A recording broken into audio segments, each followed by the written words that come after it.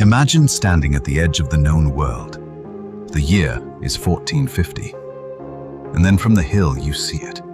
Not a town, a city beyond imagining. It sits where two seas meet, rising from the water like something not built. Rome. Domes and towers, churches throwing gold back at the sky, bells arriving on the wind. This is Constantinople, capital of the Roman Empire. The same empire that built the Colosseum. That empire did not fall in 476 AD. It retreated. It survived. It transformed. For 1,000 years, this city kept the flame of Rome alive. The people here call themselves Romaioi. They called this city simply the city, the longest continuously inhabited imperial capital in history. It preserved Aristotle when the world forgot him. You are visiting in 1450. You do not know what is coming, but the city does. Constantinople in 1450 is a city haunted by its past and a future it cannot stop. This is why, when it finally ended, the entire world wept.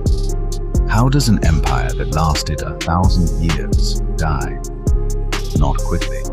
Not in one battle. It dies the way a fire dies, in a long, slow dimming. First, the edges go dark, until all that remains is the glow at the center, surrounded by cold darkness. The Byzantine Empire once stretched from Spain to Syria. It commanded hundreds of thousands. By 1450, it controls the city itself and almost nothing else. Always the city. The empire contracted to the size of its capital, a diamond inside a fist, closing. Everyone knew it would fall.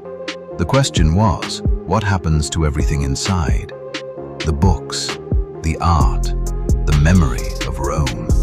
What happens when the last city falls? Walk through the greatest city in the medieval world before the siege, before the silence. See the Hagia Sophia as it was meant to be seen. Understand why the Sultan wept. Walk the Theodosian Walls, 1,000 years of standing. Learn what broke them. Meet the last emperor of Rome. He knew what was coming. He stayed anyway. Now, let us enter the city. To understand Constantinople, you must understand where it is at the crossroads of everything. The Sea of Marmara to the south, the Bosphorus east, the Golden Horn north. Anyone controlling this peninsula controls trade between the Mediterranean and the Black Sea. For 1,000 years, Constantinople taxed everything that passed through. It grew rich from position. Constantine the Great chose this site in 324 AD, a capital that could not be outflanked. He called it Nova Roma, New Rome. Everyone else called it Constantinople. He stripped older cities of their art and marble, built a hippodrome. Hundreds of thousands came. By the 6th century under Justinian, Constantinople was possibly the largest city in the world. Have you seen? At its center rose a building that today, stripped of its gold, still takes the breath away. The Hagia Sophia, a dome so large, no one matched it for 9 centuries. Its architects were mathematicians. They built through genius and improvisation, and it stood. The dome rises 55 meters. Its most remarkable feature is not its size. It is what it does to light. 40 windows at the base make the masonry dissolve. The dome appears to float in air. Justinian looked up and said, "Solomon, I have surpassed you." He was not being modest. The Hagia Sophia is not a building. It is a theological statement in stone and light. 900 years, emperors crowned, patriarchs buried, history argued within these walls. When Vladimir's emissaries attended a service here, they could not describe what they had seen. We knew not whether we were in heaven or on earth. They went back and changed history. The most powerful piece of religious architecture ever built. In 1450, it still works.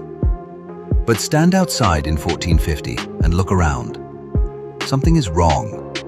The city is too quiet. Constantinople at its peak held 500,000 people. The harbor hull to hull with ships. In 1450, the population is between 50,000 and 100,000, maybe less. The plague came first. Then the Arab conquests stripped the richest provinces.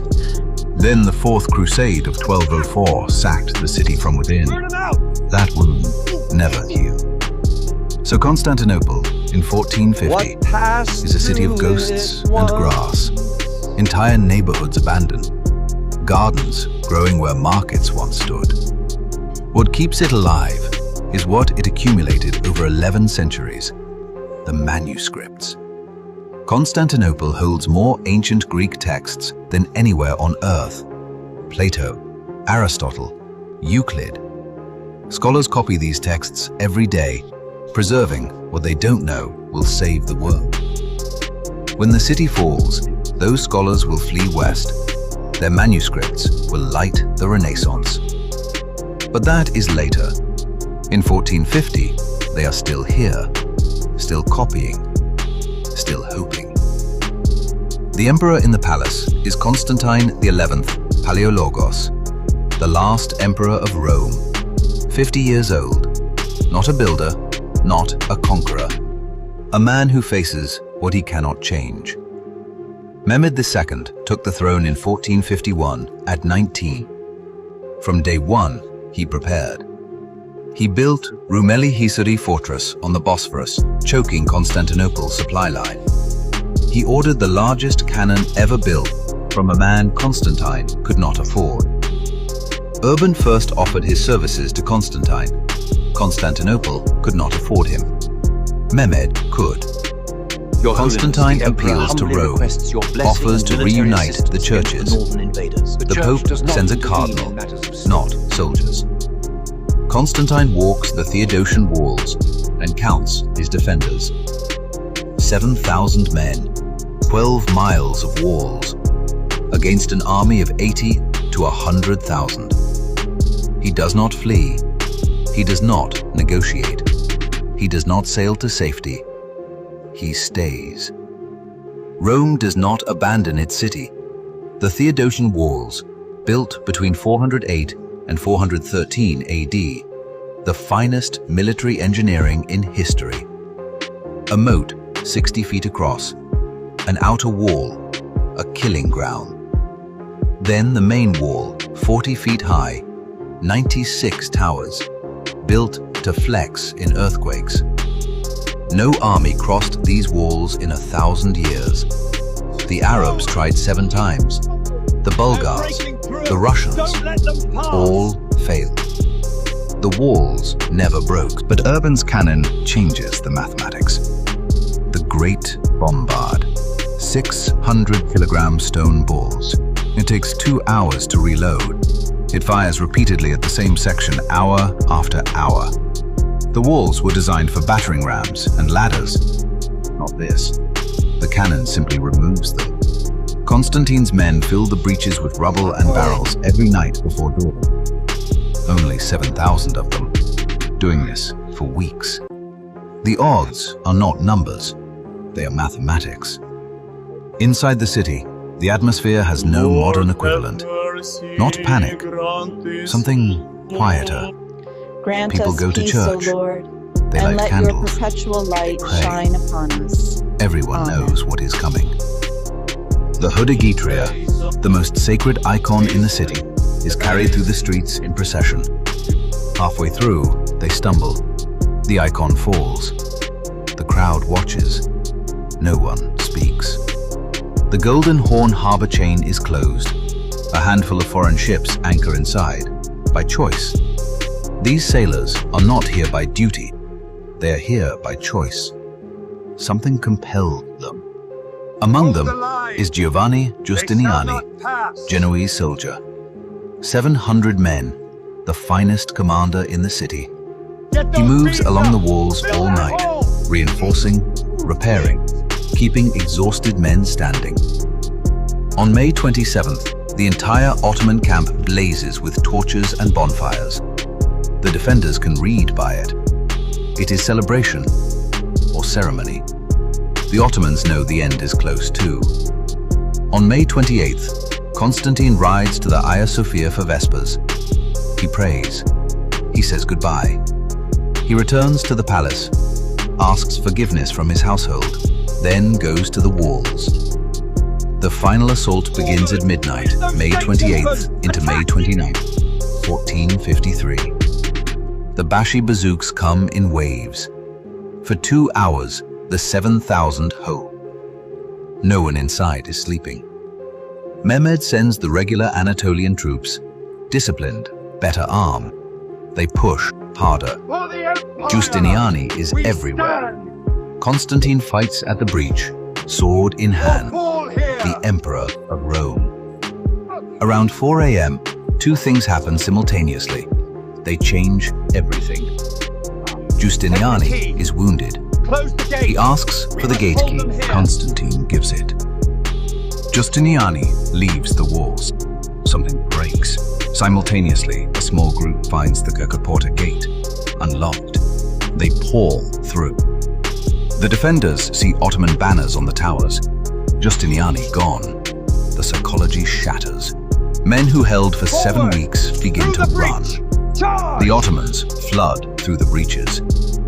Constantine XI, last seen near the gate of St. Romanos, fighting. Imperial regalia removed. He wanted to die as a soldier. His body is never found. He disappears into the last hour. By sunrise on May 29th, 1453, the city is taken. Mehmed II enters on horseback. He dismounts. He pours earth over his head, humility before God. Then enters the Hagia Sophia. He stands beneath the dome that floated above this city for 916 years. He orders it converted to a mosque. The first call to prayer echoes before nightfall. He walks through the empty palace. He quotes a Persian poem. He is 21 years old. The spider serves as gatekeeper in the palace of the Caesars. The owl hoots in the towers of Afrasiab. He ended Rome.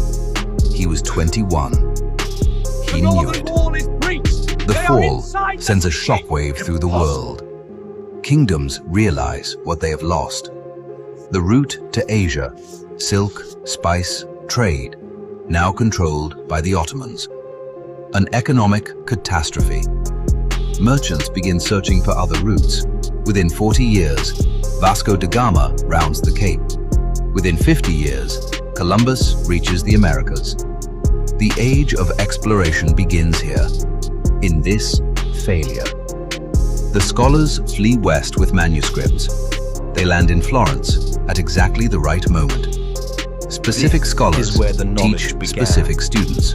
Specific manuscripts reach specific libraries. The Renaissance ignites. Constantinople was the second Rome. Its loss, grief without parallel. Moscow calls itself the third Rome.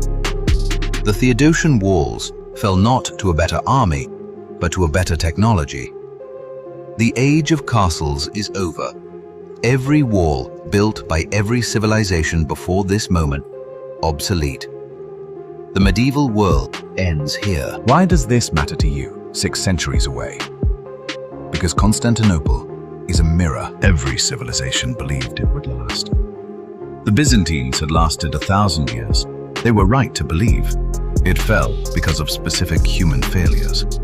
One promised aid, one unlocked gate, one wound. Giustiniani stays. The gate stopped. Europe sends ships. History runs different. We will never know. Constantinople held long enough. The manuscripts survived. The ideas survived. The Renaissance was lit. That is what great civilizations do. They give, even at the end. The dome still stands.